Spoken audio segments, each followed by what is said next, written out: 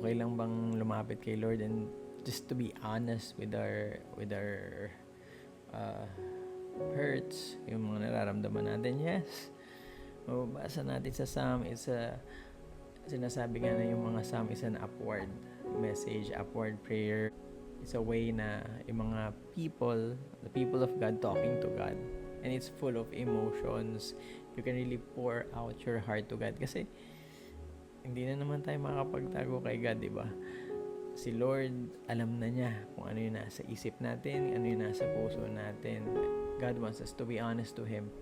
And if there is something wrong with us na na-reveal, kamalian,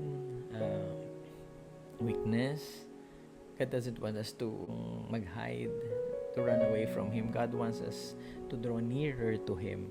Kasi yung magpupuno lang naman sa atin, si God talaga.